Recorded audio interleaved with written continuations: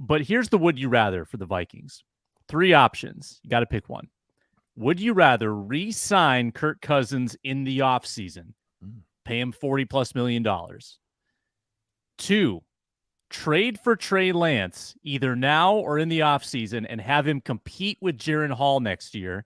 You've got 2 cheap young quarterbacks. Or option 3, would you rather have a rookie quarterback that you draft in the first round? You've got 3 avenues you can go down at quarterback.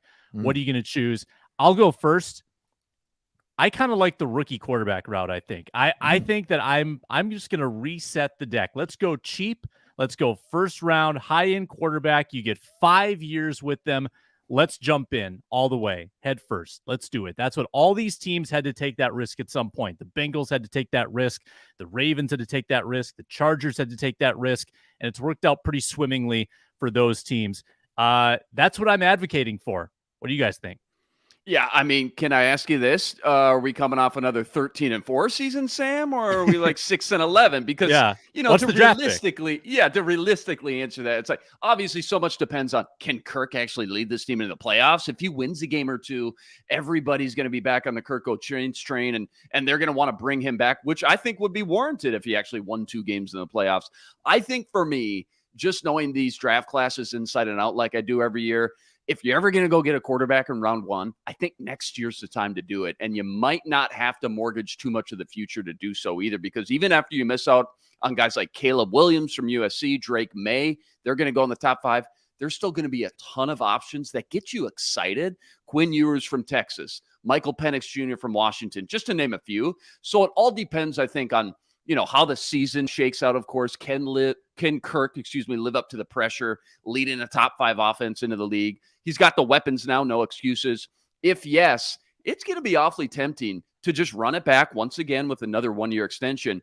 But you brought in KOC specifically for this reason, guys, for him to go find in the draft and mold a young quarterback around his specific offense. And I think the stars could align for the Vikings to pounce on their new quarterback for the future in round 1, just given how much talent is set to declare in that 2024 class. Yeah, I'm kind of on the fence about this. If you would have asked me this maybe like 3 months ago, I would say, oh, yeah. Go ahead and get try your hand at a quarterback in the draft. But the more I kind of see, like, doesn't it seem like Kirk Cousins has just like a different like swagger, confidence? Like he seems just a little bit more juiced up this preseason and in training camp. Like Kirk Cousins wakes up dripping like this. Yes, exactly. And it's kind of crazy to see just how much more confident he is, just in his skin. And I don't know what that translates to from a wins and losses standpoint, but considering what they've built and what they're building, I think I would probably take another chance on re-signing Kirk and just seeing how far they can go with this thing. Because here's my thing. I think that they're going to be good enough to challenge for the division this year, which means that they're not going to have a high draft pick. And if they don't have a high draft pick, like I know what you said, Luke, I understand. But after May, after Williams in May, I'm not all that sold on Quinn Ewers. You're talking about him possibly getting beat out by Manning right now. And then Michael Penix, I covered him a little bit when I was in Cincinnati because we covered Indiana a little bit. And he got hurt those back-to-back seasons. Had a great year last year, but I just don't know, man. Some of these quarterbacks just kind of have a little bit more of a question mark to me. And I think Kirk is a proven commodity. You know what you're going to get from him. Hopefully he can lead them a little bit further than he has in the past. But I don't know. You got all these top-tier weapons and Hawkinson, Jefferson, just drafted Addison. Like, I don't know that they have the time frame to just be like waiting on a rookie quarterback to try to develop. I don't know that that's the plan. Yeah, I mean, Reggie, I like your take too, and I kind of agree. But here's some quarterbacks. So this is the thing. The NFL is not always like the draft is not always exactly what you think is going to be. You take these guys. I mean, look at Trey Lance right now. Look at Baker Mayfield. Look at people that everybody assumed they were the guy. Look at Johnny Manziel. Sometimes people are more hype over hope. Like, they have more hype than they do hope for the team.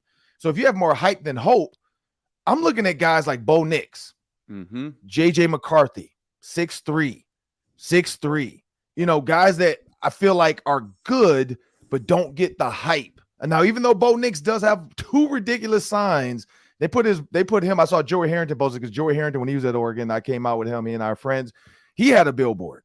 And now they gave it to Bo Nix. And Bo Nix, his arm is on one building and his body's on another, saying he has a big arm. Okay. He also came from Auburn. So could Bo Nix come in as a late first, because these are late first round type quarterbacks. These could be second and third round quarterbacks as well. Dak Prescott, Russell Wilson. I think so often we're so dialed into trying to get a first round quarterback, and then we force them into stardom and say, you have to do this. Those are 2 names. When I look at the rest of these names and the rest of these teams, like Ethan Kaliakmanis is too young, so he's not up there yet. But when I look at these names, I'm not sold on. So I'm kind of like, here's where I go. I don't want a first round quarterback. I don't think I agree with Reggie. I'm not sure. I'm not sold on Drake May. Caleb Williams won't be there. I'm not sold on Spencer Rattler, Jaden Daniels, Michael Penix Jr. I think he has the height at 6'3", but he doesn't play fast enough to me to feel like he's a first rounder. So I wouldn't take him there.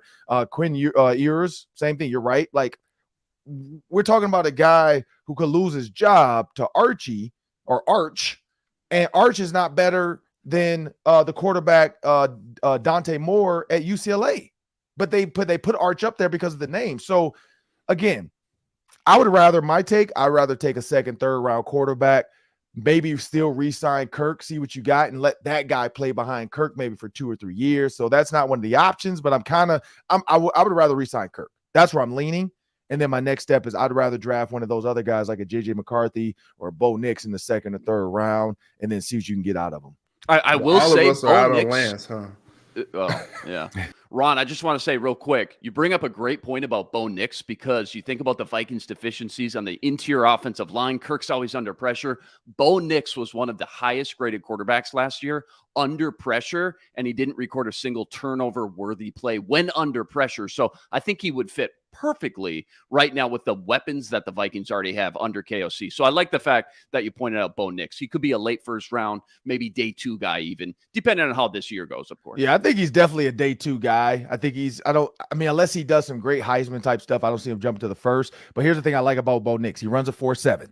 So it's not super fast, but he's not slow. He also ran for 14 touchdowns on the ground. So he's mobile. He's a guy that's 6'3", 214 pounds, kind of built like Kirk. So he could come in and literally you could keep the same offense and just teach Bo Nix how to run it. And what can Bo Nix do well? Throw the freaking ball. Watch Oregon play. They do run the ball with Bucky Irving, but they are a pass-happy offense. They've always been that way. And that's why he's a Heisman candidate, or at least Oregon's trying to make him one.